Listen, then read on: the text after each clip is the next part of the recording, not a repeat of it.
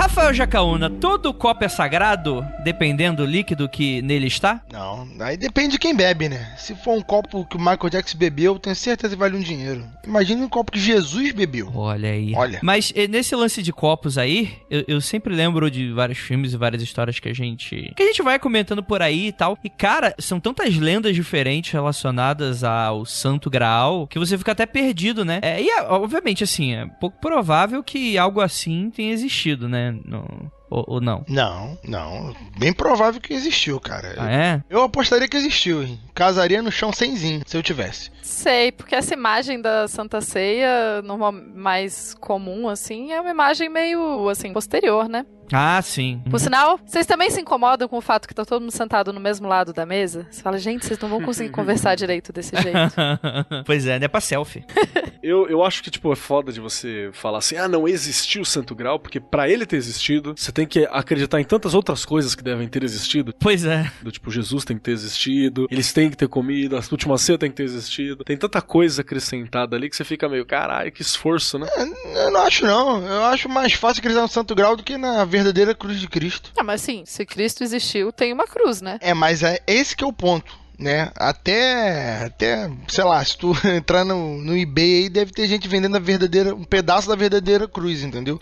Deve dar pra montar uma ponte de Londres fazendo só de pedaço da verdadeira cruz. Isso já era um ditado na Idade Média, né? Que existia com todas as lasquinhas da cruz, você podia montar um navio, você podia montar Pois entendeu? Uma ponte. Mas vocês não estavam lá pra ver o tamanho dessa cruz? Vai que tinha o tamanho de um pequeno prédio de 5 andares. Vai que Jesus era grandão, era tipo um Attack on Titan. Oh, meu Deus. É por isso que se chama cristão, né, cara? Porque ele era muito grande. Cara, tava vendo essa chegando, cara. Oh, e eu tô imaginando soldados romanos com aqueles bagulho do Attack on Titan, assim, tentando prender Jesus agora. Olha aí, ó. Nossa, e o nível de blasfêmia é só subindo, hein? Pois é, blasfêmia é pouco, é bobagem. Caraca, vocês vão queimar. Queimarei, comerei seu coração na ponta da faca. Que isso, Rafael? Caralho, você tá com muito ódio. Tô meio chocada agora com essa declaração. Sou cruel, sou mau, sou vagabundo, rapaz. Você é mau igual um pica-pau? Caraca, essa só quem entendeu a referência é antiga, é pra poucos. É pra poucos. Hoje a gente vai falar sobre as lendas, afinal de contas, existiu um Santo Graal? A gente não sabe responder essa pergunta exatamente, mas o que a gente sabe é que um monte de gente diz que tem ele. E nós iremos nos juntar à nossa tábua redonda para comentar disso logo depois dos recadinhos e a gente já volta.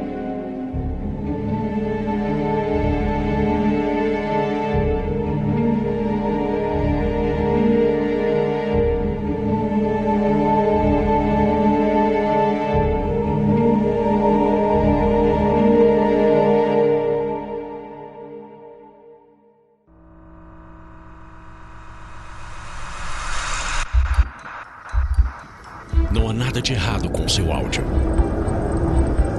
Adentramos agora através dos seus sentidos. Estamos preparando você para o que vai acontecer nos próximos minutos. Além do que conhece por tempo e espaço, o contato com algo além. Não conte para ninguém e nunca olhe para trás, pois este é Mundo Freak Confidencial.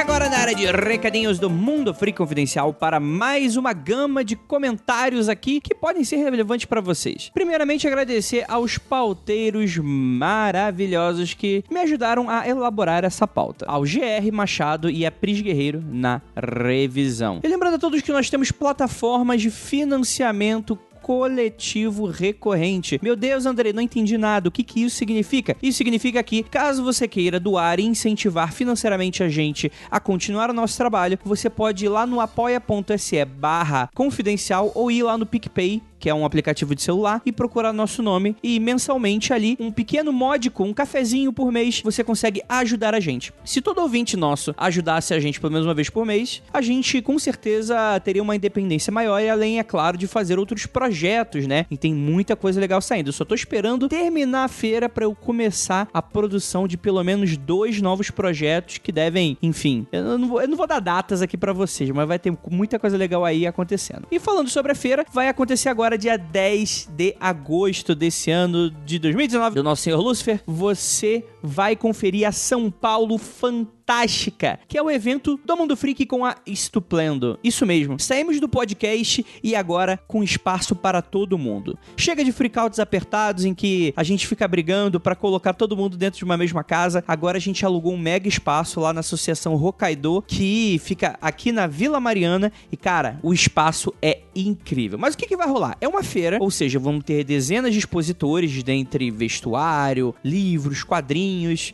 vai ter muita coisa legal, vai ter runa sendo vendida, vai ter a Ju, vai ter a galera da Penumbra. Vamos ter também atrações, isso mesmo. Então, se você já comprar seu ingresso agora, o ingresso básico pra feira, R$35, você já tem acesso a tantas atrações que vão estar ocorrendo no palco, ali no espaço onde que a feira vai estar rolando. E o que são essas atrações? A gente reuniu uma série de especialistas em temas do insólito, do oculto, do terror, da fantasia, da ficção científica, para comentar diversos temas maravilhosos para vocês. E tudo isso na liderança, no rosteamento aí do nosso queridíssimo Fernando Caruso, que desponta aí em podcasts e é, claro, super famoso aí, ator global, comediante, stand-upper, enfim, muita coisa bacana. E como prometido na semana passada, eu vou aqui trazer novas atrações que vão estar rolando aí pra vocês. Primeiramente, algumas pessoas incríveis que a gente tá confirmando aqui nessa semana. Primeiramente, é a Mel Pereira, que já participou de vários projetos e hoje toca de maneira independente vários podcasts incríveis. Temos também Sidney Guzman, o famoso Sidão aí, editor da Maurício de Souza Produções e também que cuida aí das edições da MSP, que são essas graphic novels que fazem bastante sucesso. Ele é um cara que ele tá há anos, décadas trabalhando no mercado editorial e juntou já diversas experiências e vai estar, sim, em uma mesa de quadrinhos. Assim como o Load Comics, que é o nosso youtuber, o especialista em Homem-Aranha, Aranha-Homem, entretenimento de maneira geral. Ele é um cara que eu sou fã de escutar, acompanho sempre o canal do Load e é muito bacana. E afinal de contas, como eu liberei... E assim, você pode ver a agenda completa das atrações aí no site do Simpla, que vai estar no post aí pra vocês. Mas, lembrando, eu vou aqui fazer, como prometido, falar de mais atrações. Às 14 horas vai rolar um bate-papo, como elas nos inspiram a gostar do terror. A gente vai trazer aí diversas mulheres incríveis dentro do cenário nacional de produção independente ou mercadológica para adicionar, afinal de contas, como contar histórias de terror com aquele toque bem bacana de diversidade, libertinagem, quadrinhos, redes sociais, muita coisa bacana. Às 15 horas, eu quero acreditar, eles estão entre nós. Você já olhou para o céu e se sentiu sozinho no universo? Isso mesmo, vamos ter uma mesa de ufologia com debate, ó. Vou dar logo a dica, hein? Vai ter Rafael Jacaúna nessa mesa. E às 16 horas vai ter Sangue nas Telas do Cinema Nacional. A gente chamou produtores incríveis para bater um mega papo sobre o mercado audiovisual de suspense e de terror. E vai ter muita gente bacana. Cara, vamos ter roteiristas, diretores, só gente de garbo e elegância para esse bate-papo aí para vocês, cara. E semana que vem, estamos nas últimas semanas, então garanta já o seu ingresso. Lembrando a todos que caso você queira comparecer, dá para comprar seu ingresso na hora, tá bom, gente? Então vocês não precisam ficar confusos. Se você só conseguir o dinheirinho do dia 10, né, cair ali, você quiser usar no momento que você vai, leva que vamos estar aceitando cartão, você vai entrar no evento. E lembrando a todos que ainda temos os últimos ingressos dos workshops. Para quem não sabe, tá dando mole, dentro da feira vai estar rolando workshops, que é um valor diferenciado, porque afinal de contas os professores serão pagos e estarão comandando turmas, além, é claro, que vai ter um número limitado de vagas. 2 salas, uma de entretenimento para você se tornar o mestre em contar histórias, seja ela nos quadrinhos, na literatura e no podcast. E vamos ter também a sala mística, onde você vai aprender várias capirotagens aí com a Ju, com o Keller, com o Grola, coisas super bacanas. E acho que é isso, né? Acho que vocês já estão cansados aí da minha voz, agora vamos partir para mais de 1 hora com mais um pouco de mim. E afinal de contas, será que o grau existe? A gente responde essa pergunta logo depois da musiquinha. Sobe a música!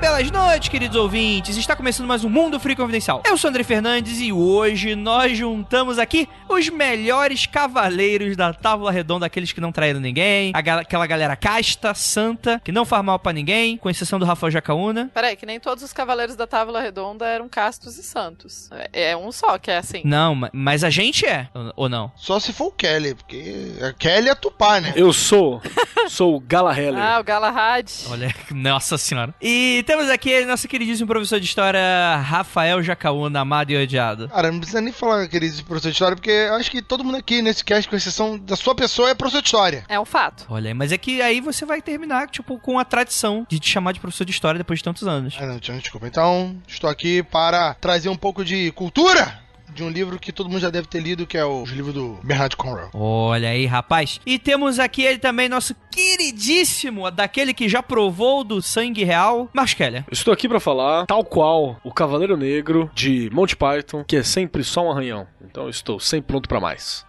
Olha aí, rapaz. Porque você bebeu do Santo Graal. E temos aqui ela também, rapaz. A única que possui o Santo Graal, simbolicamente, Tupá Guerra. Caraca, o Santo Graal é doutorado agora, é?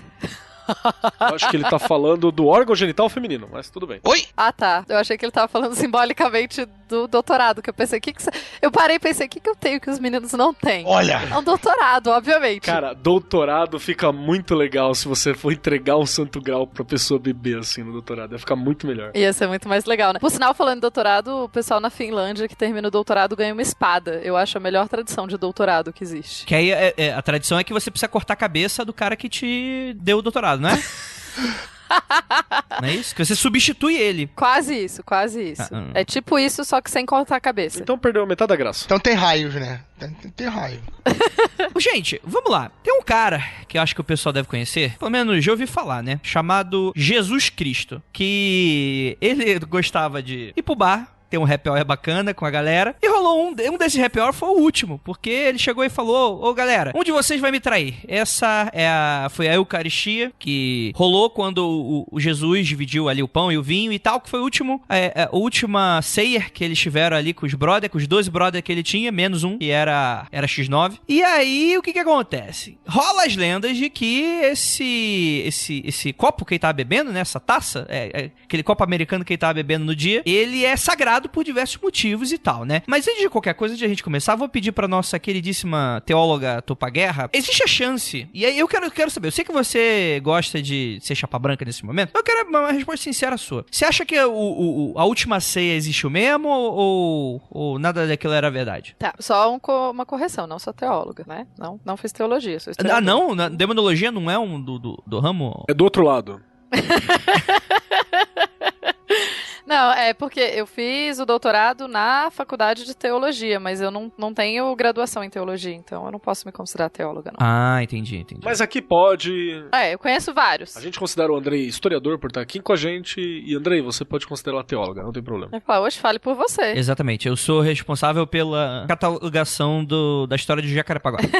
Então, essa questão da Santa Ceia, né, tem muito a ver com a própria interpretação de Jesus histórico, né? Jesus histórico é um tema que eu particularmente tenho muita preguiça, mas que muita gente se interessa e que tem muitos estudos sobre isso. A média dos pesquisadores vai dizer o seguinte, que assim, possivelmente e até bem provavelmente existiu uma pessoa chamada Jesus. Na verdade, assim, com certeza existiram várias pessoas chamadas Jesus, porque era um nome bem comum na época. Tipo João. Tipo João, isso. Então existiram várias pessoas chamadas Jesus. Existiu uma pessoa específica chamada Jesus que pregou e que viveu alguma coisa da história que se conta nos livros. Só que a questão é que os evangelhos, né, os livros que contam a história de Jesus, eles foram escritos, se eu não me engano, o mais recente, eu posso estar errando nessa data específica, mas se eu não me engano, o que foi escrito mais cedo foi escrito 70 anos depois da morte de Jesus. Então aí a gente tem um pequeno problema, porque em teoria, então quem vai escrever não é necessariamente alguém que conviveu com Jesus. Aí você vai falar, mas o evangelho de Mateus, o evangelho de não sei quem. Enfim, qual a questão? Na antiguidade existia muito você fazer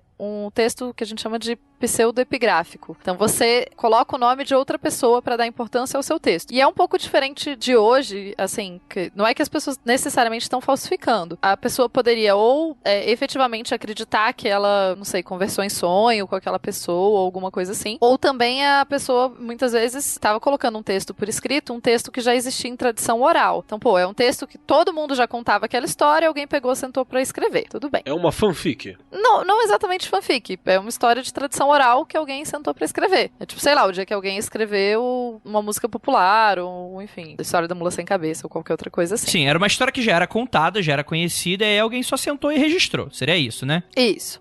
Então, assim, a gente não tem como saber qual dessas hipóteses é a que efetivamente aconteceu. Mas, a gente sabe que muitas das cenas e narrativas que se fala da vida de Jesus, justamente porque a gente tem uma noção de que existia um Jesus histórico, etc, etc. A gente sabe que muitas das passagens que estão ali descritas, várias delas são pouco prováveis de terem acontecido. Quer dizer que o pessoal que estuda a Bíblia duvida da fé. Não é isso. A questão toda é que quem estuda a Bíblia, a gente faz estudos comparados, compara com outros textos e tal, e é comum a gente chegar à conclusão que várias dessas coisas que aparecem são motivos que vêm de outras tradições. E agora eu vou falar uma coisa bem polêmica para quem é católico. Por exemplo, a ideia de que Jesus nasceu de uma virgem. Tô falando bem, falei que eu ia ser polêmica agora. Tem toda a questão da tradução, se em hebraico era virgem ou era moça, que não necessariamente é virgem. Enfim, tem que ela podia ser só nova e não, né? Porque não tinha uma palavra específica pra isso, enfim. Em hebraico não, porque essa parte é em grego, desculpa. Mas a outra questão também é que você tem, por exemplo, lá no zoroastrismo, a ideia do Ahura Mazda Gramaniel não, mas você tem a ideia do Salvador do zoroastrismo, que eu esqueci o nome dele agora, mas que ele nasce também de uma virgem. No caso, é uma virgem que vai tomar banho num rio, e no rio o Ser Supremo, o Ahura Mazda, tinha deixado o rio já com a semente dele, daí ela vai tomar banho e dela engravida. Terrível, aterrorizante para qualquer pessoa, mas era a história. Isso quer dizer que quando se fala que Jesus nasceu de uma virgem, necessariamente ele nasceu ou não nasceu? Para muita gente que estuda a Bíblia e que é católico, ou que é evangélico, que é protestante, isso não é uma questão, porque assim, por que você fala essa história? Porque naquela época, isso era um sinal de que a pessoa era divina. Então, ele ter nascido de uma virgem fazia todo sentido. Era como que falar pra pessoa, olha, ele é divino. Ao invés de falar isso, você falava, ele nasceu de uma virgem. Então, você tem toda essa questão de que vários das passagens da Bíblia, elas podem ser interpretadas, e são interpretadas por várias pessoas da igreja, especialmente católica, muitas vezes como alegorias. A questão da Santa Ceia, em geral, não é interpretada tanto como alegoria, ela é interpretada como um fato que aconteceu. Assim, se existia um cara chamado Jesus que pregou e etc., é muito possível que ele tenha comido uma última vez. A comida da Santa Ceia faz sentido pro período, vinho e pão. Faz sentido que comesse vinho e pão, porque as pessoas naquela época, naquela região, comiam vinho e pão. Então, até aí, tá tudo batendo, assim. Então, a rigor, é possível que tivesse tido uma Santa Ceia, é possível que o Jesus histórico tenha comido pão e vinho. Não tem nada particularmente estranho no relato. Claro, aí quanto ao fato de que ele falou que ia ser a última, etc, tá aí outra questão, né? Mas assim, pode ter acontecido uma Santa Ceia? Pode ter acontecido uma Santa Ceia. Nós teremos como algum momento da vida descobrir se aconteceu ou não? Não, nunca vamos descobrir. A gente pode ter várias teorias muito bem embasadas, mas não saber exatamente. Mas não teve aquela galera dos americanos militares que inventaram a máquina do tempo e foram lá, e aí teve o JJ Benítez soube dessa história e o JJ Benítez pegou. Isso, realmente. Assim, é que é muito interessante porque o Santo Graal, e a galera que crê, assim, muito no Santo Graal e tal, geralmente a gente vai ter um pouco dessa perspectiva religiosa, né? Afinal de contas, o que dá o sagrado e o poderoso do Santo Graal seria desse item, né? Como se fosse ou um anel, né? Não é qualquer cálice, né? Seria o cálice para todos governar, que, enfim, teria todos esses poderes milagrosos e tal, e que teria como origem aí a tradição de Jesus. Mas não é a única lenda, e por isso que a gente pensou nesse episódio de que a gente ia começar a destrinchar um pouco da onde que vem isso. Porque mais do que qualquer coisa, em teoria, e aí, por favor, me corrijam, mas não existe uma tradição oficial bíblica de que esse suposto cálice teria um poder pós-Jesus ou algo nesse sentido. Isso aí, como o Keller falou, meio fanfic, né? De depois. É aí que tá. Realmente eu não lembro de nenhuma dessas referências escritas na Bíblia. Por exemplo, as versões vão dizer que é o cálice que Jesus serviu-se de vinho, ou que ele serviu o vinho e posteriormente, o guarda romano colocou sangue de Jesus dentro dele, recolheu o sangue de Jesus dentro dele depois que deu a lançada e ele veio a falecer. Então assim, aí já tem duas histórias. É um cálice que ele bebeu na última ceia e por que esse cálice estaria na mão de um guarda romano que iria recolher o sangue sagrado ali e tal. Aí entra também aquela divergência. Quando na última ceia, supostamente, Jesus falou que era o sangue dele que todo mundo estaria bebendo. Aí se confunde com a história do guarda romano ter colocado o sangue de Jesus dentro do cálice. Em alguns locais falam que foi o José de Arimateia, né?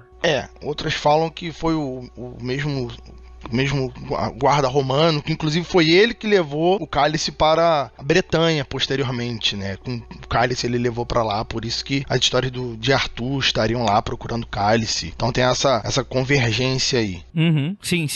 Você vai ter um pouco dessa divergência que a gente vai falar logo depois, assim. Mas antes de qualquer coisa, eu preciso citar a história do rei Arthur. Talvez isso seja muito interessante, porque, me corrija se eu estiver errado, parece que esse é o ponto de convergência onde há essa necessidade de ter um item sagrado, ou eu tô errado? Não, porque assim, o que a gente tem hoje, quando você fala da história do Santo Graal, hoje meio que a cultura pop e as produções da mídia em massa conseguiram calcificar mais ou menos a nossa ideia, uma história mais homogênea e mais comum a respeito do que seria o Santo Graal. Então, várias coisas ajudaram a gente a fazer isso. Só que ele é meio que, quando você volta um pouco no tempo, ele é meio que uma grande amálgama de vários contos de locais que foram acessados pelos cristãos em algum momento, ou por onde o cristianismo se expandiu. Então ele é uma coisa bem bagunçada, assim. Se eu não me engano, inclusive, o cara que vai fazer a primeira ligação entre a ideia de um Santo Graal com Jesus vai ser no século XII ou XIII com um poeta chamado Robert de Boron.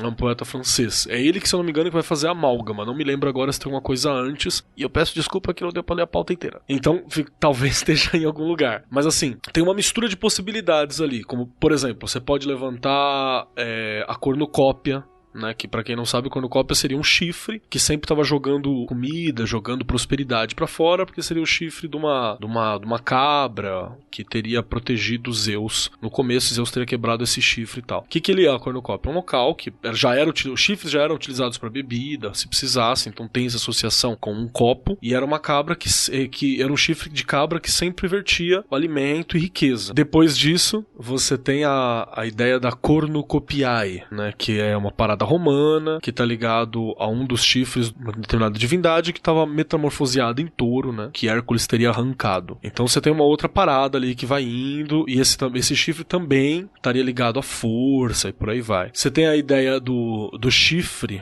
da deusa Epona, né, que é a Epona Regina, né, que seria uma deusa gaulesa dos cavalos e tal. Que é a inspiração do Zelda, né, do cavalo. A inspiração de Zelda, que é, antes de que o chifre, né, ele estava associado a essa coisa de ser forte e tal, e talvez seja um dos locais de onde vem as lendas dos unicórnios também, né. Epona vinha sentada em um cavalo poderosíssimo com um único chifre. Então você tem várias coisas que vão trazendo essa questão de um local para se beber e que tem um local de sagrado ali, né. Você vai ter o Mimisbrun, né, que é um outro chifre da mitologia nórdica. Você vai ter o caldeirão de Serriduin, que é um caldeirão enorme de ferro, tal, que é onde tinha comida para todos os exércitos e ajudava a fortificar a galera. Você tem o caldeirão de Dagda, né, que é uma outra parada da prosperidade também e tal. Dos gauleses. Você vai ter o Mabinogion. Você vai ter várias paradas. Então tudo isso uma hora começa a se misturar quando você tem uma consolidação ali da cultura cristã, depois de ter tido interação com esses povos, depois de você ter muito provavelmente cristãos, jesuítas e vários monges indo para esses locais e procurando Jesus na mitologia dos outros, que é uma coisa que você vê muito presente quando você fala de mitologia nórdica, né? Que a galera vai para lá e começa a procurar aonde Deus se revelou nas outras mitologias. Eles começam a se centrar isso. E aí, provavelmente, no século XII, através do brother que a gente acabou de falar aqui, que você começa a ter, do Robert de Boron, que você começa a ter essa associação com a ideia de Jesus. Mas a ideia de um cálice, ou um local para se beber, que ele é sagrado, e que nele verte cura, verte poder, verte força, ou verte alimento, ela é uma coisa de longa data. E aí a diferença é que você vai ter depois, né, do rolê do Robert Boron, você começa a ter outras possibilidades de Santo Graal. E aí você vai ter, por exemplo, a ideia de um Graal talvez como se fosse uma pedra, um Graal como se fosse um livro, um Graal como se fosse pessoas. Você vai ter outras possibilidades de Graal aí já baseados em cima dessas histórias. Exato, né? Tem aquele também, daquele documentário lá, o Código da Vinci, né? Sim, tá lá. E tipo, tudo isso você vai ter depois. Aí esse maluco que eu falei, o Boron, ele é o cara que vai juntar essa ideia de cálice sagrado e a figura do Cristo, e depois dele foi muito fácil de você juntar isso com a ideia das lendas arturianas, né? Porque provavelmente nas lendas arturianas você tinha algo dos caldeirões, né? Porque ele tá ali... O rei Arthur, ele é um misto muito forte das lendas da antiga Bretanha, né? Tem uma parada celta muito forte, por aí vai. Tanto é que tem várias coisas ali que são celtas, mas com nomes em latim, né? Ele era um cara que se fala que era um rei cristão, mas que regia sobre os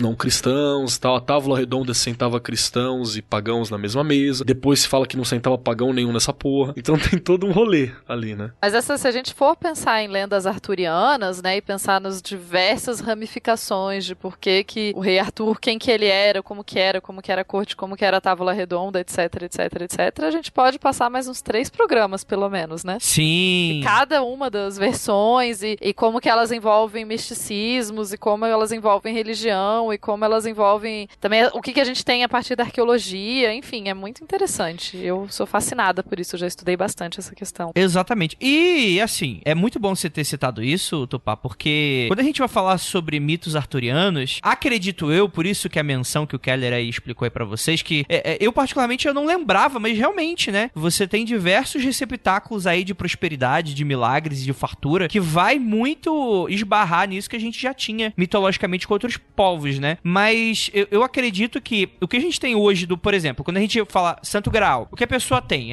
na cabeça, assim, se a pessoa não assistiu Indiana Jones, é um cálice dourado, né, com pedras incrustadas em que ele tem efeitos milagrosos, seja de atribuir imortalidade, seja de curar pessoas, coisas nesse sentido, né? E quando a gente fala sobre isso, a gente tá falando justamente dessa época das histórias de cavalaria, de rei Arthur e por aí vai, né? Que foi se consagrar bastante lá pelo século XI, século XII, que vamos lembrar que não aconteceu, rei Arthur, caso tenha acontecido, não aconteceu nessa época. O que aconteceu é que existia esse mito oral que existia na Inglaterra ou na Bretanha, em que logo depois do Império Romano, né, ainda no próximo do fim do Império Romano, teria existido aí esse guerreiro, né, esse líder para a Inglaterra, e como essa história aos poucos foi sendo moldada, porque afinal de contas era oral, né? E aí como a gente vai ter o cristianismo aí pelo século XII e tal, monges copistas, né, muitas das coisas sendo registradas, você vai ter um pouco dessa adição de relacionar esse Arthur mítico, né, com essa simbologia cristã, e dentre elas, vamos lembrar aí que na época, né, antes do cristianismo ali, a gente tinha os celtas, e os celtas eles tinham muito desses mitos dos caldeirões milagrosos, né, como o Keller citou aí vários deles, né. Naquela época muito se diz que essa atribuição do cálice sagrado da última ceia de Cristo, né, foi na verdade uma lenda de um caldeirão que foi modificada para se encaixar nesse simbolismo cristão como sendo esse cálice sagrado da última ceia, né. O próprio Bernard Cornwell, que pra quem não sabe, ele é um escritor do que é conhecido hoje como, acho que ficção histórica, né, porque ele pega partes da história e cria uma ficção em cima envolvida, né, com um pouco de achado arqueológico, e vai criando uma história em cima. Por sinal, adoro. O Bernard Cornwell, já que você citou, ele vai ter 2 livros basicamente tratando desse assunto. Ele vai ter o segundo livro das Crônicas Arturianas, que vai citar explicitamente essa busca pelo caldeirão que o Merlin vai pedir pra ele fazer, e também vai ter a trilogia O Arqueiro. Também vai... Aliás, a trilogia é A Busca do Graal, vai ter o livro lá do Arqueiro e tal, que também vai ter essa pegada, e é mais ou menos aquele mesmo esquema que acontece no Indiana Jones. Você tem o Graal e outras relíquias, né? Tem a lança de São Jorge, tem, se eu não me engano, mais uma outra relíquia que aparece ali. Não é a lança de Longínquos? Ah, não, acho que é aquela primeira de São Jorge. Ah, tá. Porque tem a de Longínquos também. Uhum. Então deve ser esse outro, a primeira que ele vai lá... É de São Longuinho, né? O famoso São Longuinho, que a gente dá 3 pulinhos, a lança é dele. Grande querido. Se eu não me engano, o primeiro item lá que é pego no primeiro livro, logo nas primeiras páginas, é a lança de São Jorge, ou de algum santo do gênero assim, alguém importante. Então assim, é bem interessante porque vai ter, como eu falei, a mesma pegada mais do Indiana Jones, que vai ser questionado Que cálice é esse? É um cálice cheio de joias? É um cálice lindo, maravilhoso, de ouro, prata? Não faz sentido. Aí vai ser levantada as ideias que Jesus era pobre, humilde, ele não teria um cálice nessa pompa toda. Não faz nenhum sentido nisso. Então o livro, assim como a história do Indiana Jones, vai caminhando por algo mais simples do que esses cálices que a igreja vai querer vender de ser algo gigantesco, maravilhoso e tal. Não faria sentido, né? Jesus com cálice de ouro, ornamentado com joias preciosas, bebendo, né? Na condição que ele tinha, né? Com os outros, com a outra galera lá, né? Não faria nenhum sentido. O cálice redourado realmente não se encaixa, né? E toda vez que você vê e fala, não, o Santo Graal, que é esse cálice e tal, ele é dourado. Não é dourado porque, ou não é de ouro, não tem pedras, etc. Primeiro porque isso é um imaginário, uma questão de imagem muito mais medieval do que uma imagem da antiguidade, né? Os copos e as taças, enfim. Até possivelmente, se fosse, sei lá, uma coisa muito luxuosa, uma taça muito luxuosa naquele período era de vidro, né? Os romanos tinham bastante coisa de vidro e na Judéia, nesse período, se usava muito vidro, mas ainda assim, né? Considerando que Jesus era pobre, não teria um cálice de vidro, seria, sei lá, de madeira ou de barro. E se a gente volta lá na Bíblia, né, o que a Bíblia fala de cálices, né, pensando... Porque a Bíblia fala, ela cita cálices, né? Você tem lá em Marcos 14, 22, 24, tomando o cálice, rendeu graças e deu-lhe. E todos beberam dele. Então, pegou um cálice e todo mundo bebeu daquele mesmo cálice. Já em Mateus 26, 28, ele fala, tomando o cálice, rendeu graças e deu, dizendo, bebei dele todos, enfim, bem semelhante a Mateus e Marcos. Em Coríntios, você já tem lá no 11, 23, 25, do mesmo modo tomou o cálice, depois de haver ceado, dizendo, esse cálice é a nova aliança do meu sangue. Fazer isso todas as vezes que o beberdes em memória de mim. Então, de novo, o cálice sendo citado, né? E Lucas também cita o cálice, em Lucas 22, 19 e 20. Depois da ceia, do mesmo modo, tomou o cálice, dizendo, esse cálice, blá, blá, enfim. Então, você tem referências a algum tipo de pote ou copo ou, enfim, alguma coisa no qual ele colocou o vinho e tomou. E como eu disse, vinho era uma bebida muito comum, faz todo sentido que tenha o vinho. E daí, quando a gente vai lá para os celtas, eles têm essa questão muito as lendas celtas têm muito essa questão do caldeirão, né? Tem até eu tava vendo um documentário um tempo atrás e eles estavam falando de uma montanha que talvez tivesse a ver com caldeirão, porque daí isso já é até anterior aos celtas, já são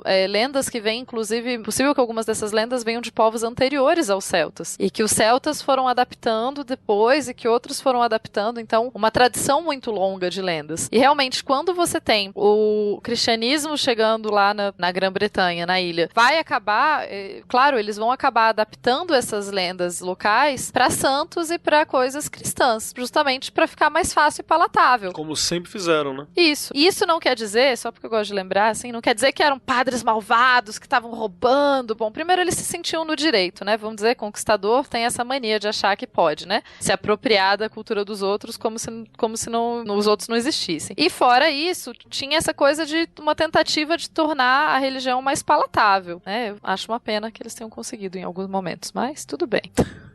Sim, voltando um pouquinho para essa coisa, né? Afinal de contas, né? Da onde que surge essa história? Como nos primeiros séculos do cristianismo, isso é pós-Jesus, tá, gente? Isso aí não foi escrito na época. Mas que teve uma galera que sentou para escrever e o que foi escrito foi considerado apócrifo. Um desses apócrifos é o tal Evangelho de Nicodemos, que vai falar sobre a lança de Longímenos, né? Do romano que teria espetado Jesus, e essa seria a lança que verteu o sangue de Jesus, e por isso ela seria uma lança super poderosa. A gente já tem um episódio do Mundo Freak, inclusive, falando sobre a lança do destino. E aí, muito se fala também que teria esse secreto ajudante de Jesus, que não seria um apóstolo, que seria o José de Arimateia, que teria pego esse cálice da última ceia e, enfim, aí algumas histórias elas vão se diferenciar um pouquinho, mas em teoria ele teria colhido um pouco do sangue de Jesus na hora da crucificação. Inclusive, existem algumas opções de que talvez esse José de Arimateia teria ou enterrado Jesus, ou ajudado, enfim, em algum momento ali pós-crucificação,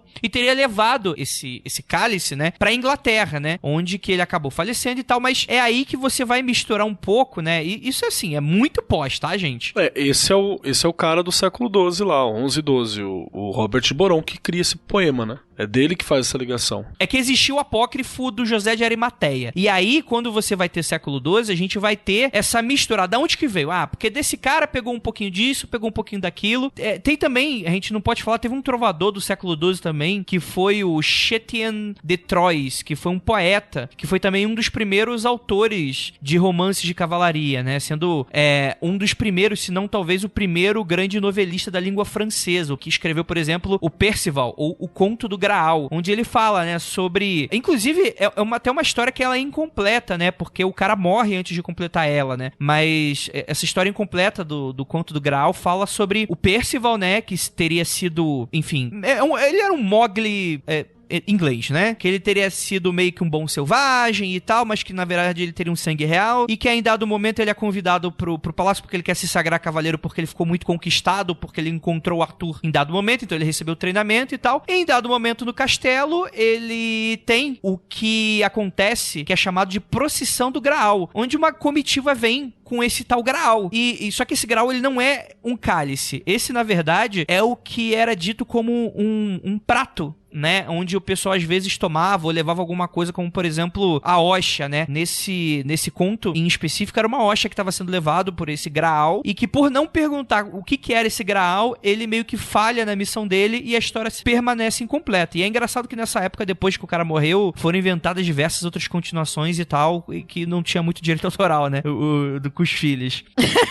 Não tinha essa ideia de propriedade, né, a questão era outra. Propriedade intelectual é uma invenção bem da nossa época. Uhum. Queria só puxar uma outra parada assim, que nesse conto esse poema, né, tem uma parada bacana que aparece também, que eu acho que é importante, a ideia do rei pescador, que depois ele vai ser incorporado também, até o próprio Percival, se não me engano, também acaba sendo incorporado numa das versões do tal do ciclo arturiano. E esse rei pescador tem uma parada bastante legal pra falar por ele, porque ele seria o primeiro nome, né, é um rei, também um pescador, já tem uma associação que vai ser rica pra se fazer com o cristianismo, logo depois, né, porque Jesus, aquela hora que ele olha pra galera e fala, vocês não são mais pescadores, agora são pescadores de gente, deixa os peixes pra lá. Então tudo isso ele vai criando mais espaço pra associação com o cristianismo. E a ideia em francês, né, da proximidade da palavra pescador com a palavra pecador. Em francês, se eu não me engano, é uma alteração só de acento, né, circunflexo no pescador e agudo no pecador. E a partir disso, você já tem algumas associações interessantes. O que seria esse rei pescador, que eu acho que é bacana colocar? Seria um último rei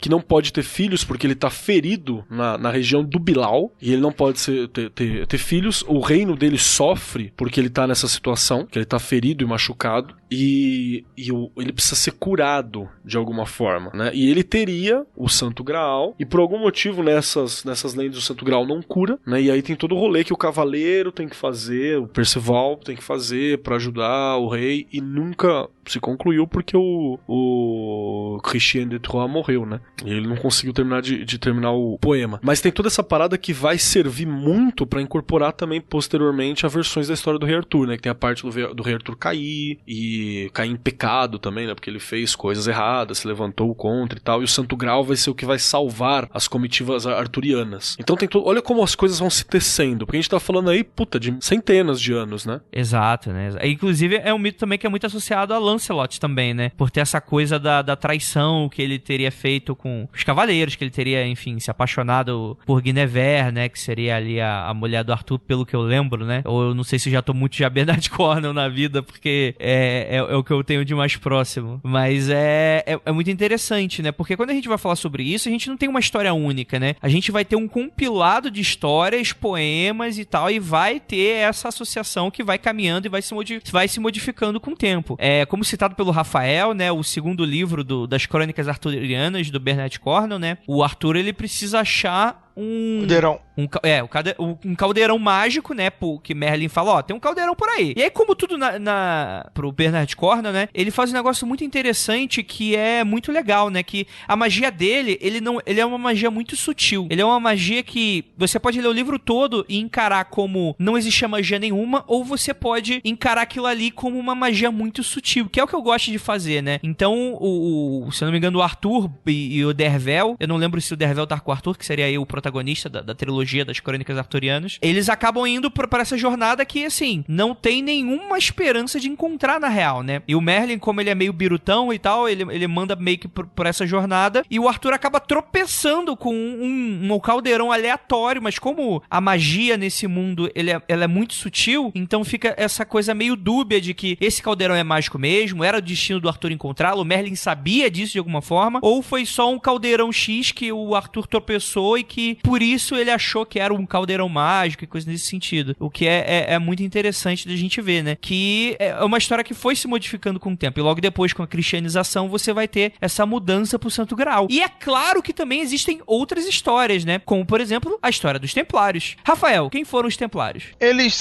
foram cavaleiros que foram incumbidos de fazer supostamente a proteção de relíquias sagradas, defender Jerusalém, uma série de coisas. O Papa, ele vai mandar nessa ordem de cavaleiros, uma ordem poderosíssima, vastíssima influência, e com o tempo essa influência foi, digamos, incomodando o poder da Santa Sé, e depois de algum tempo a Santa Sé supostamente os traiu. Daí veio aquela inspiração, acho eu, dos Cavaleiros Jedi serem traídos depois pelo Senado, mais ou menos isso. Eles receberam a ordem do Papa e eles foram banidos da igreja. Sim, sim. Pra quem não sabe, né, isso é muito de cruzadas, né? O que eram esses Cavaleiros do Templo? Esses Cavaleiros do Templo, eles eram essa galera que precisavam proteger a galera que ia para as cruzadas em Jerusalém, e por isso, com a conquista de Jerusalém, eles se tornam aí, são consagrados, né? E durante muitos séculos, apesar de eles serem monges cavaleiros, que não deveriam enriquecer, né? Fazer voto de pobreza e coisas nesse sentido, eles acabam enriquecendo muito, e aí começa a crescer o olho da galera em volta, né? Fora que eles tinham, supostamente, costumes heréticos, como magias, vai se levantar uma série de questões mágicas sobre... vão ser acusados, né? Mas era real de alguma forma? Não sei. Talvez sim. Que eles louvavam Bafomé, né? Essas paradas assim, né? Ó, deixa eu puxar uma coisa aqui. Um dos motivos dos Cavaleiros Templários terem enriquecido é porque eles faziam aquele esquema de... pirâmide. Esquema bancário, né? Esquema bancário. Você, tipo, eu preciso retirar uma grana da Terra Santa. Então eu deposito na França essa grana, fica na sede da ordem na França, e eu vou retirar essa grana, eu levo uma carta que me dá a grana até lá, e eu levo uma carta de valor, uma carta de crédito, e eu retiro essa grana lá na Terra Santa. Então tem todo um rolê assim que vai... E eles pegam uma mordisquela ali, né? Que é uma que quase ninguém poderia, porque era considerado usura, era um pecado, os caralho a quatro. Não, e que essa questão deles levarem, por que era tão importante para as pessoas depositarem dinheiro num lugar e pegar no outro? O caminho era muito perigoso e as pessoas iam em peregrinação para a Terra Santa e... sei lá, né, quase tinha o perigo de serem assaltados. Então, se você pudesse só pegar o dinheiro lá, era muito bom. Acontece que várias dessas pessoas morriam no trajeto, então não certo o dinheiro aí. Então olha que muito louco, assim, a ordem ficava com a grana. E tem algumas questões. Não era uma ordem tão militar, assim, ela vai se militarizando ao longo do processo, mas a proposta dela não era tão militar. Era mais uma questão monástica mesmo e de proteção. Você chegava lá e você tinha postos dos Cavaleiros do Templo, da Ordem dos Pobres Cavaleiros de Cristo e do Templo de Salomão, né? Pelo caminho, assim, pra você ficar. Então, por isso tem uma proximidade também entre depois o que viram os Hospitalares, os Templários e por aí vai. Mas tem um detalhe aqui que eu acho que é importante. É nos Cavaleiros Templários que você tem a inspiração, uma inspiração depois, porque a maçonaria vai se dizer herdeira dos Cavaleiros Templários até um ponto. E durante muito tempo, a maçonaria é quem teve a primazia sobre a construção das narrativas esotéricas ocidentais. Ou a maçonaria, ou pelo menos os membros que pertenciam a outras ordens e que por um acaso pertenciam à maçonaria também, por serem parte de uma elite intelectual que conseguia perder tempo fazendo isso. Era uma galera que tinha tempo, tinha acesso a museu, tinha acesso sabia ler e conseguiram construir algumas coisas. É isso que vira e mexe, eu chamo aqui brincando com a galera, de história especulativa do esoterismo ou do ocultismo ocidental. Então é aqui que começa a surgir. Tem uma coisa importante também sobre os Cavaleiros Templários que eu acho que é legal falar. O Rafael puxou isso muito bem, né? Que eles foram perseguidos depois pelo Papa Clemente, eu não vou lembrar qual Clemente que era agora. Que ele não era muito Clemente, pelo visto. Clemente Palpatine. Clemente Palpatine. E pelo Filipe IV, que era chamado de O Belo. O Filipe tava quebrado, sem grana, e ele tentou entrar na Ordem dos Templários e foi escorraçado na época. Então, depois, quando ele assume o trono francês, né? Papa Clemente, se eu não me engano, também era francês. Tô cheio de se não me enganos aqui, desculpa qualquer coisa, viu, gente? E o Papa Clemente também queria retirar algumas das questões que a ordem tinha pelos papas anteriores, porque a ordem só respondia ao Papa. Ela não tinha um respeito a toda a hierarquia, que, sei lá, chegava lá um cardeal, um arcebispo, sei lá o quê. Ele não podia ter ordem sobre, a ordem só respondia ao Papa. E a ordem era isenta de várias das taxas para a igreja, o que auxiliava a ordem a manter grana. Então a ordem ficava com muita grana. Tanto é que quando acontece a perseguição aos templários, né? Os templários são perseguidos, o último chefe dos templários lá, que é o Demolay, né, ele é queimado em praça pública por adorar Bafomé, que foi uma entidade criada, entre as muitas acusações, por adorar Bafomé, que seria uma entidade que não existia até então. Ela foi criada para poder fazer a acusação, né, segundo se conta, e depois ele é adotado como figura pela maçonaria e por outras ordens, e popularizado pela mão do Eliphas Levi, né, que faz o desenho mais famoso do Bafomé que a gente tem. Mas nota como você começa a ter uma construção mítica aqui. E aí, as propriedades que são dos templários vão para a mão do rei da França. Uma grande parte vai pra mão do rei da França no período. Então, o que mostra que foi um golpezão. E aí que tá o segredo, cara. O que foi que os templários descobriram em Jerusalém? É isso que se levanta. Exatamente. Porque aí existe essa parte mítica de que, na verdade, o que incomodou a igreja não foi exatamente toda essa história que o Kelly acabou de contar. Poderia ser eles achando algum artefato místico sagrado no solo sagrado lá em Jerusalém, né? Porque, afinal de contas, eles tinham vários templos e escavando. Eles estavam no Monte do Templo, que hoje tá a Mesquita de Al-Aqsa.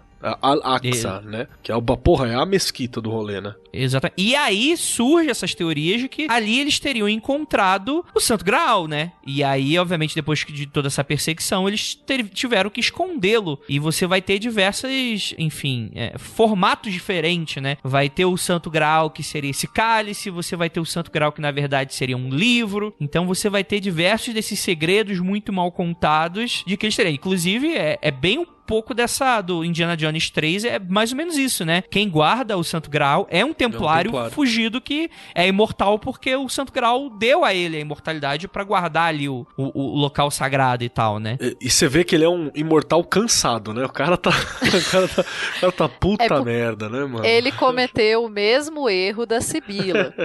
Que é uma outra personagem também, né? Que pediu a imortalidade e esqueceu de pedir a juventude eterna. É um erro, viu, gente? Precisa de vitalidade, né, cara? Só pediu a imortalidade. Então, velho, lembrem-se disso, viu, crianças? Quando vocês forem pedir imortalidade. Isso aí é aquela famosa historinha de RPG, né? Só pra um adendo. O cara pega a pedra do desejo e pede qualquer coisa. Ele falou, quero a espada mais 10. Aí cai do alto 11 espadas, assim.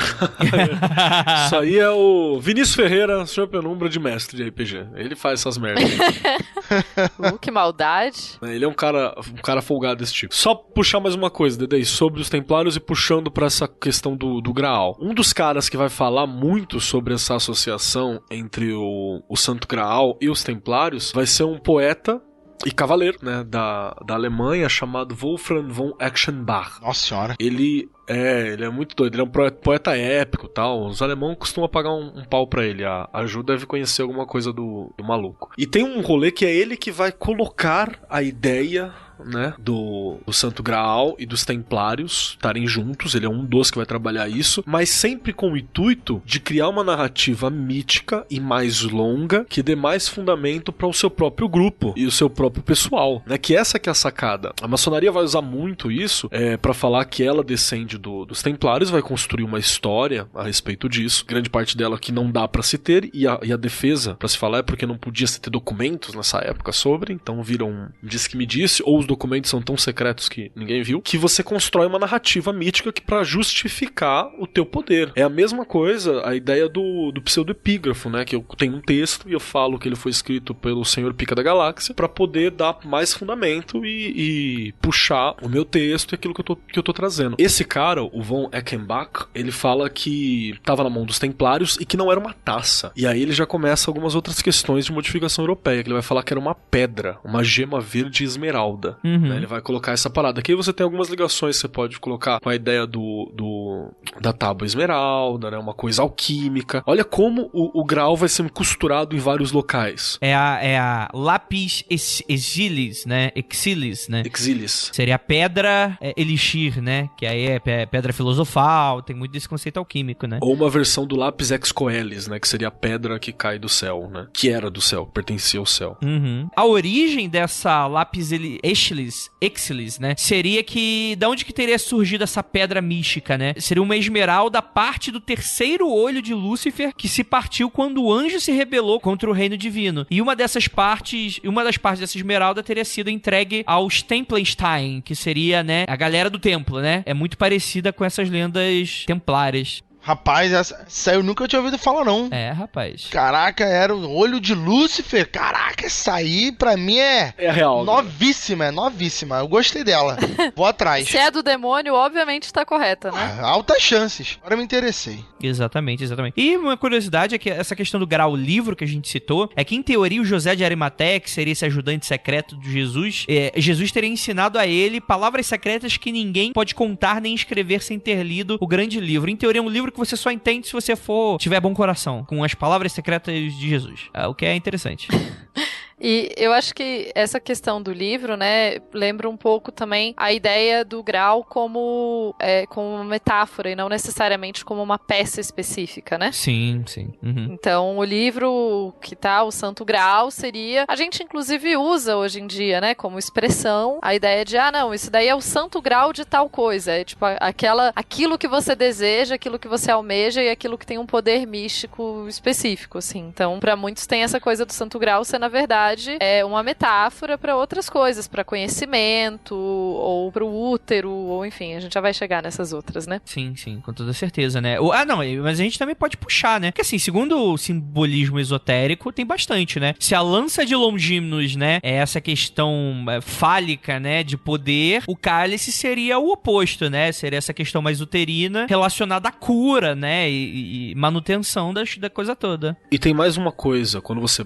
Tudo isso história especulativa do esoterismo, né? Quando você fala que a lança de Longinos furou o Cristo, fez ele verter o sangue, aí a lança fica mágica. E aí o cálice foi colocado ali por José de Arimateia para recolher o sangue. Você tem dois elementos básicos nas discussões místicas e por aí vai, que é o cálice representando o órgão genital feminino, né? Representando toda aquela questão de água também, do emocional e tal, que são papéis que eram associados à figura feminina. E você tem a lança representando a questão fálica, a questão masculina e com todos os papéis que também se representavam a figura masculina. E você tem os dois ali na figura do Cristo. Isso depois você vai levar a traduções disso para questões do casamento alquímico. Você vai ter brincadeiras de que é assim que você utiliza para criar vida, para criar ideias, né? Que é a questão da própria, sendo uma paráfrase para um ato sexual ali. Tem as versões mais esotéricas da busca pelo Santo Graal, que tem trechos inteiros onde fala dos cavaleiros, de Arthur buscando o Santo Graal, que seria um feminino perfeito, para redimir a queda do Arthur com sua própria esposa e não sei o que foi o excesso do masculino que fez quebrar a espada. Tem todas essas interpretações. E tem umas coisas bem engraçadas, porque, tipo, nessas histórias é basicamente, se o Santo Graal é um órgão genital feminino, são, tipo, os cavaleiros de lança em punho procurando o Santo Graal. Entende? Tem umas paráfrases sexuais ali descaradas, se você olhar por esse lado. Que talvez nem esteja lá, né? Talvez tenha sido colocado, talvez não. É coisa que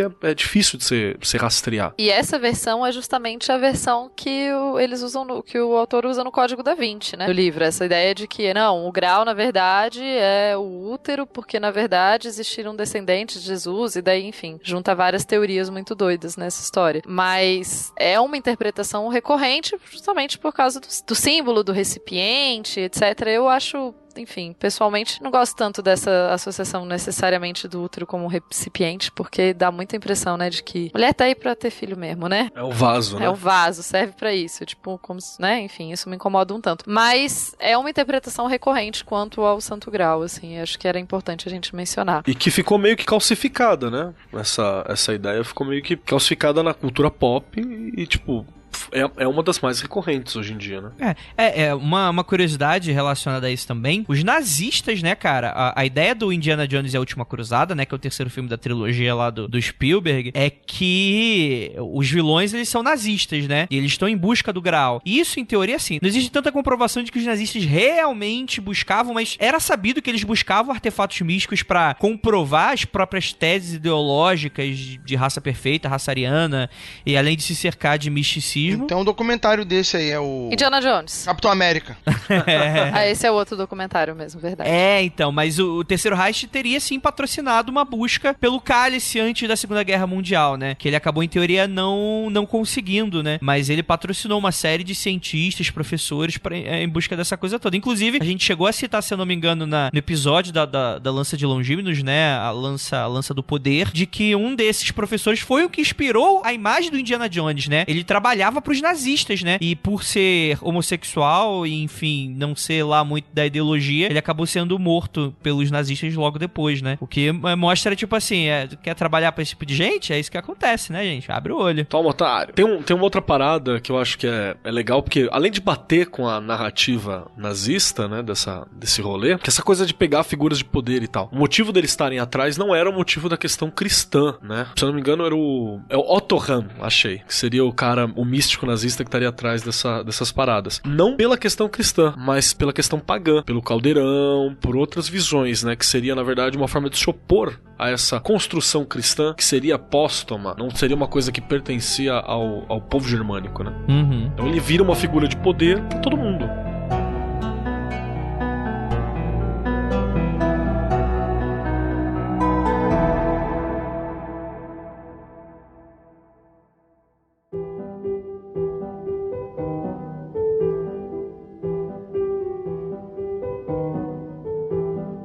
Bem, e aí a gente vai ter o verdadeiro Graal segundo a própria igreja, né? Que a busca pelas relíquias cristãs passou do imaginário popular, com essas lendas arturianas, para a realidade. Com não só a própria igreja buscando por tais objetos, como também arqueólogos, pesquisadores e tantos outros entusiastas nessa lenda, né? Cavaleiros, cruzados, que marchavam em batalha, portando objetos que lhe trariam a bênção divina e os protegeria contra os infiéis, né? Que invadiam Jerusalém. Mas muitas dessas relíquias teriam se perdido com o tempo, né? Gerando ainda mais teorias. Só que o que acontece, né? A igreja encontrou algumas delas, né? Vamos pensar que se tem um monte de gente da igreja, e a igreja era tão poderosa, tem um monte de gente da igreja procurando essas coisas, se eles não tivessem encontrado nenhuma, teria sido estranho, né? Se não tivesse encontrado, alguém fazia, né?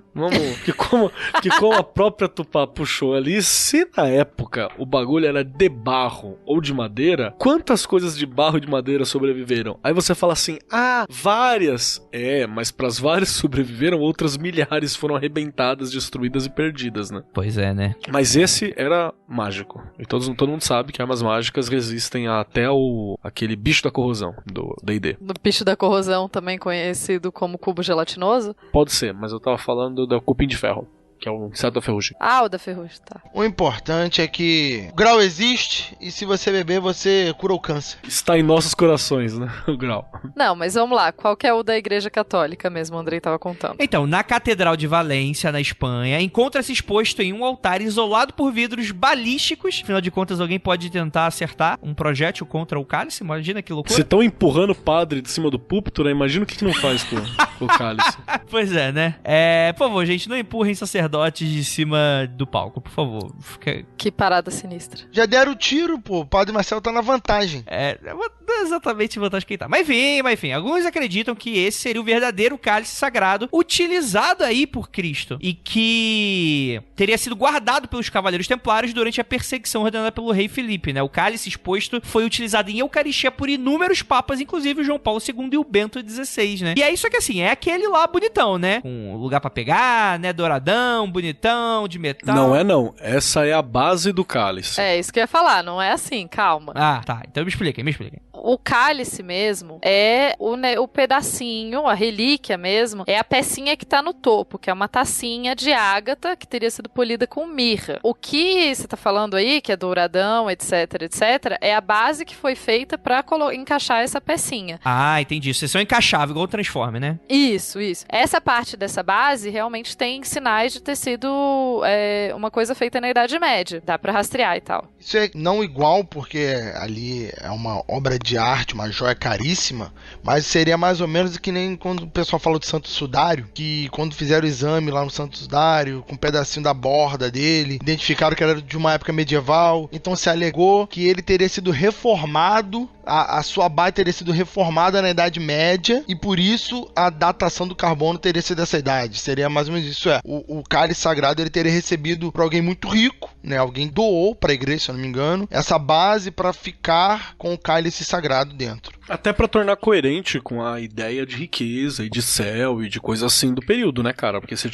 eu vou lá expor e fazer missa com a cumbuquinha de pedra, o nego olha e fala, vai literalmente contra que a igreja tá mostrando que é tudo maravilhoso, ferão, riqueza, tal. Ao mesmo tempo iria a favor de outros preceitos religiosos, como a pobreza, por exemplo. Seria um bom exemplo também de ser usado. Porém, tudo vai depender de como isso vai ser utilizado em cada época, né? Com toda certeza, né? Bem, existem também outros cálices encontrados.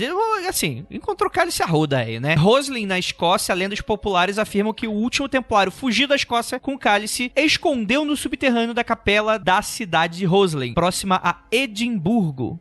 Vamos dizer aí que você falou, né, que encontraram um cálice a rodo. Pô, não é exatamente uma peça muito difícil de ser encontrada, né? Vamos combinar que cálice é uma parada que foi produzida em grande volume na humanidade, né? O nego deve ter desenterrado do quintal e falou, caraca, é o Santo Graal, tenho certeza.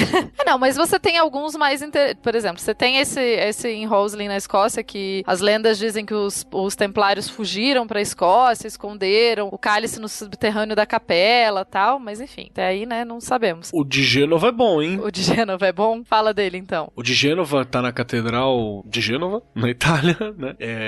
É bem legal porque ele é um recipiente de vidro, levemente esverdeado, e que a galera fala que também foi trazido pelos cruzados, né, durante um saque a uma mesquita, algum lugar assim na Judéia. E ele tem toda essa característica de ser tipo um pratinho, e ele é de vidro, olha aí. Praticamente uma tigela. Né? Uma tigelinha de vidro e tal. Então já bate com o que a Tupá falou aqui, ó. Eu fico com a vontade de dar spoiler do livro do Bernard Cornwell, mas porra... Vai lá, rapaz. Quem não leu, azar. É que no final do livro, né, no final da trilogia do Graal, todo mundo fica atrás do cálice, aquela coisa toda. O livro é maravilhoso, a história é maravilhosa. Chega no final, o personagem principal é filho de um padre meio doido, o cara defendia umas ideias lá, meio excêntrico e tal. E acaba que quando ele volta pra casa no final do livro, ele descobre que aquela tigelinha que o pai dele deixava abaixo da lança de São Jorge era o Graal. Ele vê que tudo tá quebrado na igreja, tudo foi destruído, menos a tigela. Aí ele pega a tigela, ele bate nela, joga ela no chão, alguma coisa assim, ela não quebra. Aí ele, Aí ele descobre que aquilo é o Graal, porque é um item indestrutível, é um item mágico, não se quebra e tal. Aí o que ele faz? Ele joga no mar, porque itens desse tipo jamais podem estar na mão de um homem. Acho justo. Ele joga fora e nunca conta isso pra ninguém. Olha aí. Acabou de estragar o livro pra milhões. Mas já pensou se ele conta pras pessoas, as pessoas vão ficar bravas com ele? Tipo, não acredito que você jogou no mar. Ele queria evitar a chateação das pessoas. Foi isso? Por isso que ele jogou no mar. Eu entendo ele. E eu matar ele, né? No mínimo. Né? Imagina, você vai querer que o Bolsonaro tenha o cálice. Não, você joga fora, porra. Pelo amor de Deus. Eu enfio no meu cu, mas não dou. Mais ou menos isso. Bem, no país de Gales se encontra a taça de Nanteus, que segundo a lenda, ela foi trazida por José de Arimateia e realizou muitos milagres. A relíquia estava com a família local, foi perdida em 2014 e reencontrada em 2015 em Aberystwyth. Como é que você fala isso, Tupá? Aberystwyth. Cara, coisas do país de Gales não é inglês, tá? Vamos lembrar isso aqui. Ah, é sim, tá do lado. Só o Graham Morrison fala isso. Cara, Aberystwyth, algo nesse sentido, mas isso é galês. Galês não é uma língua que eu domino. É uma língua que devia estar extinta, né? Vamos falar real aqui, pra todo mundo. Quem tá falando isso é alguém muito esforçado. Tu tá falando uma humildade. Que absurdo. Devia ser extinta, não. Essa língua, pô, é uma língua que muita gente no país de Gales ainda tem uma porcentagem considerável da população que fala galês. Por muito esforço. E deve falar tudo errado.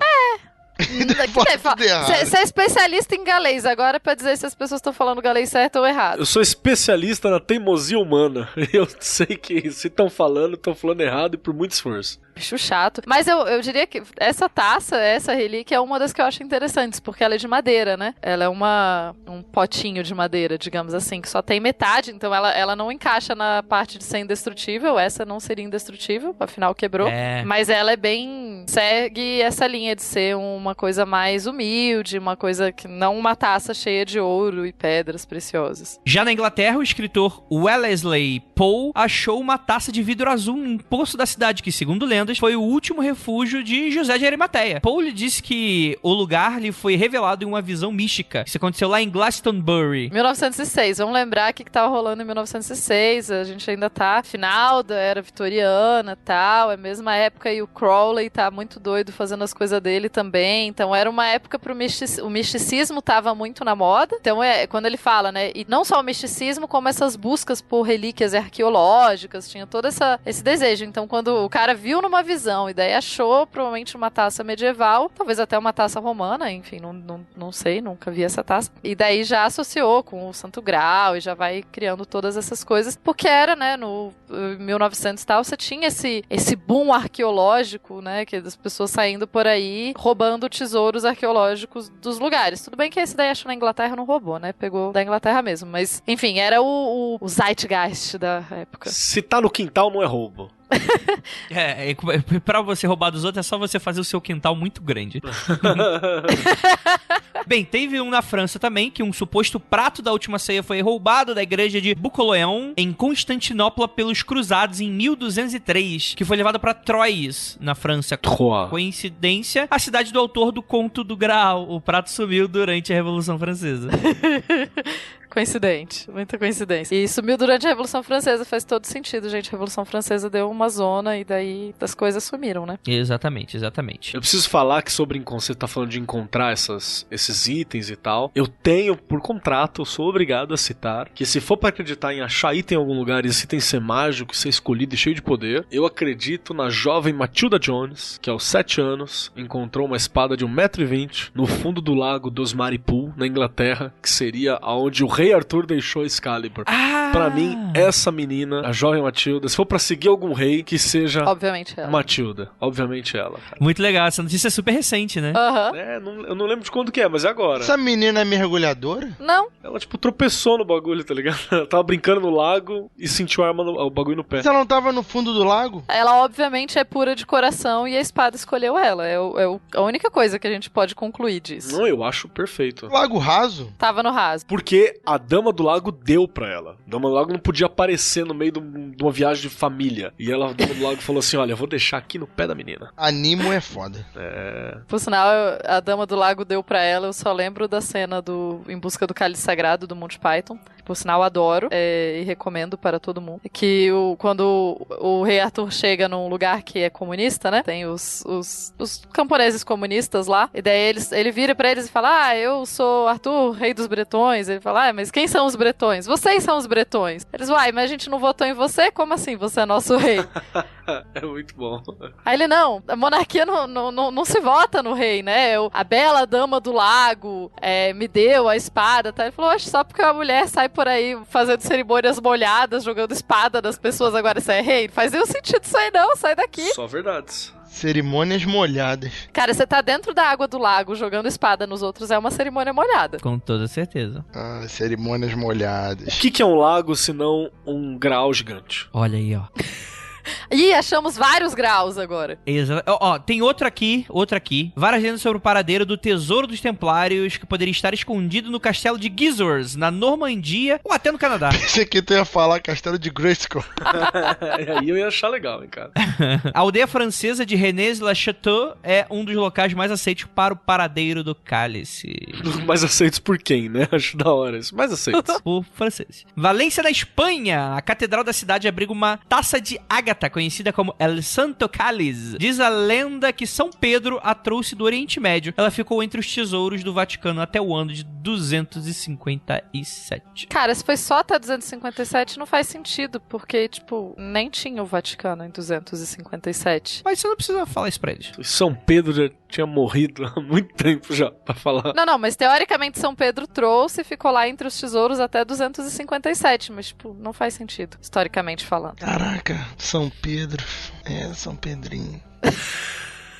Porque, teoricamente, ele passou de um papo pro outro. E quando ele passou a cadeirinha pra ele, assim, no último atuação, ele passou pro próximo papo. Que era só o que eles tinham, os cristãos na época, né? Essa taça, mais nada. Essa taça e pobres. Deu a cadeira, a taça e o anel, é isso? Mais ou menos isso. Cadê o anel? Cala a boca, rapaz. Olha só que filha da puta. É porque tem um anel, que é o anel de São Pedro, que a galera passa, tá? Velho. Eu sei, pô, mas ficou engraçado na minha cabeça. Não tá falando que o Papa deu o cu aqui, não, pô. Que é isso, Kelly? O Kelly é muito explícito, gente. Aí o cara deu a taça e o anel. Tipo, a Copa do Mundo foi muito louca, né, cara? Nossa. Ai, meu Deus do céu. Cala a boca, Rafael. Vai ficar na geladeira. Se o Vaticano fosse na França, eu acreditaria que isso era possível. Não vamos esquecer do torcedor francês lá comemorando a vitória na Copa do Mundo. Ah, verdade. Verdade, né? Nossa, eu zoei tantos amigos franceses com isso. Eu achei maravilhoso. Eu acho que a única forma possível de se comemorar uma vitória na Copa do Mundo agora é assim. É por isso que vai ver que a Júlia Gimet era o Grau e por isso que ela desapareceu. Olha aí. Significa que o Graal foi derretido no Brasil, é isso que você tá me dizendo? Puta, não duvido. Exatamente. Na verdade, o ouro foi derretido e ele era preenchido pelo cambuquinho de barro assim que jamais saberemos onde está. Porque a gente já estabeleceu que ele não era de ouro, né? Na Turquia, Antioquia, em 1910, arqueólogos descobriram lá uma magnífica taça de vidro e prata. Em 1933, ela foi exibida em Chicago como cálice da última ceia e hoje está no Metropolitan Museum em Nova York. Então, magnífica é foda, né? Porque dá uma olhada na foto do bichinho um pouco embaixo aí. Como assim magnífica é foda? Ela é linda, velho. Então, mas só a parte de dentro que eu acho que seria o cálice tá bom, né? Ah, sim. E se for concorrer essa daqui com a nossa querida lá de Valência, perdeu. Não, eu voto nessa. Porque você é humilde, né, Tupá? Isso aqui é mentira. Isso aqui é claramente Art Nouveau.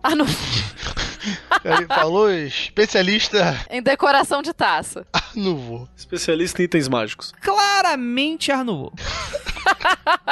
Essa taça nem em pé para se bobear, porque olha o tamanho dessa base aqui. Quem foi o designer dessa porra? Você acha que ela tá como se ela não para em pé? É poder da mente que tá deixando ela ali. É porque ela é mágica. Ô Kelly, os chifres de bebê também não paravam em pé, nem por isso deixavam de beber neles. É porque, mas o chifre, os vikings tinham um truque, ele não era pra parar em pé mesmo, que é pra você estar sempre bebendo com ele na mão. Então, Jesus também sempre, ele incentivava o vinho. Você tá dizendo que Jesus era viking? Não, tô dizendo que Jesus gostava de beber. Ah, tá. Meu Deus. Você tá falando sobre o alcoolismo sagrado? Não, sacanagem. Vamos encerrar aqui. Enfim, né, gente? A gente falou bastante... Tupá Guerra, você acredita que o cálice sagrado, hoje, ele é sagrado e é algum desses aqui que eu falei? Assim, que para os cristãos existe a ideia de um cálice sagrado? Acredito. Que ele continua sendo sagrado para os cristãos? Acredito. Isso daí não tem muito como debater, não. Agora, se é um desses, eu não acho. Eu acho que esses são cálices sagrados, mas eles não são o cálice sagrado, entendeu? Entendi. Rafael Jacaona, afasta de mim esse cálice. Você acha que um deles é real? Não, eu acho que o verdadeiro... Eu vou ficar com alguma versão imaginária da minha mente da história do Bernard Cornwell e acho que alguém em algum momento da história achou esse cálice e achou por bem destruí-lo pra não cair nas mãos erradas, porque é melhor ninguém ter do que o inimigo ter. É melhor morrer do que perder a vida. Max Keller, você acredita? Eu acho que nem o que Jesus tomou era sagrado. Se ele tomou na parada, tipo, era só um copo. Manja. Kelly, ele tomou assim no final da festa bebaço, geral comemorando, ele pegou o copo e jogou no chão, né? Não, já era, tipo, era só um copo, tá ligado? Acabou, já era. E na minha imaginação, já que estamos falando sobre isso, no meu cânone é aquele copo de R$1 que você toma a breja no boteco. Copo americano. Famoso copo americano. Os copos da minha casa são esses. Vou fazer uma arte de camiseta assim, que é a mão de Jesus segurando o grau, e o grau é um copo americano. E aí você descobre que na verdade estavam tomando pinga. Não duvido. Não existia pinga na época. É. Porque como você não tinha controle sobre o processo, 100% sobre o processo do vinho, às vezes ele podia ficar tão forte quanto pinga, olha aí. Mas aí seria grapa, não seria pinga, né? É, mas aí são questões técnicas. Mas é Jesus que fez, então se ele queria fazer pinga, ele podia fazer. Exato, pá. Você tá dizendo que Jesus não teria o poder de transformar água em pinga? É até mais fácil, porque a cor é a mesma. Ele... bebeu, queimou já a garganta, não sabe nem por quê. Inclusive, pesquisando, o vinho que se tomava na época era muito ruim, né? Era um vinho ou muito forte ou muito ralo, que era mais um vinagre, e a galera colocava ervas pra melhorar o sabor. Era um vinho muito merda. E água, né? Sim, Inclusive, tem umas histórias que falam que, eu acho que na Grécia ou em Roma, não lembro, gente, mas que rolava uma pessoa específica nas festas de gente rica, a pessoa que era responsável por diluir o vinho, e daí, porque o objetivo dessa pessoa era que todos se embebedassem ao mesmo tempo, que eu acho genial essa ideia. Então ele ficava lá servindo as pessoas e observando, aí tipo, tal pessoa já parece que tá ficando mais bêbada, coloca mais água no vinho dele, tal pessoa parece que tá muito sóbria, coloca mais vinho, mistura aí, coloca mais, e assim você vai calibrando todo mundo pra todo mundo ficar bêbado junto na festa, olha que maravilha. Provavelmente isso era pra todo mundo ficar pelado junto na festa. Que isso, Rafael? Esse é um cargo importantíssimo, cara. Esse é um cargo que deveria voltar. Eu acho que é um cargo que devia existir ainda. Deveria existir concursos públicos para esse cargo, para ter certeza da capacidade que houvesse em todos os locais do Brasil. Aqui onde eu moro existe esse cargo. Esse cargo é do cara que faz caipirinha pra galera. Caipirinha pra moçada. Olha assim pra cara do sujeito, faz uma caipirinha que estoura o queixo, ou outra que você bebe de canudinho, tranquilo. Acho show. Então é o cara que faz a caipirinha, é o ajustador do calibre. Então é isso, gostaria de agradecer muitíssimo a você que tá acompanhando aqui ao vivo, para você, meu querido Párvulo, que está aqui com a gente, acompanhando pelo podcast, e também a toda essa equipe maravilhosa que estamos aqui hoje, e gostaria de lembrá-los que não olhe para trás.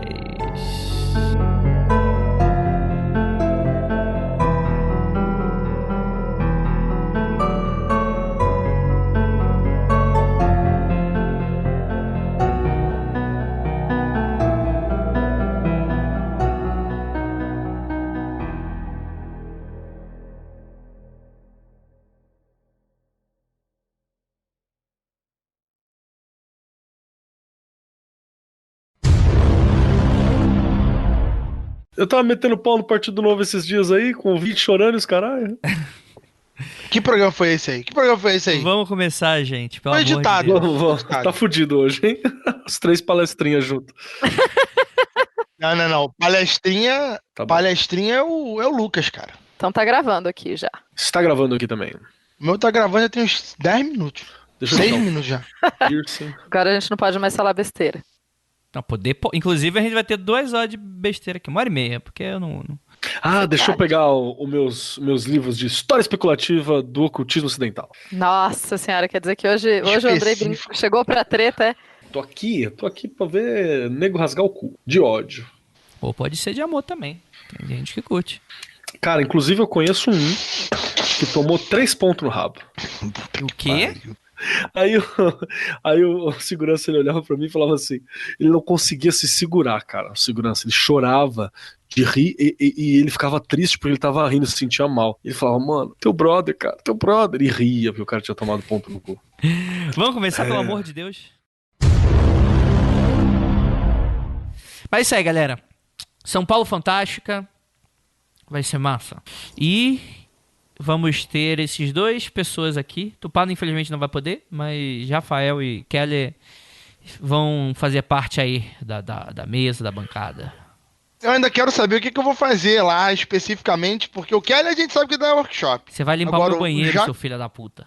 O Jacaúna. Todos os dias em que você estiver lá. Exatamente. Vou chegar lá, vai me dar uma vassoura e um desinfetante aí, E nesse dia o Andrei vai cagar no chão só pra você ter o prazer. Eu vou arriar as calças e você vai ter que limpar.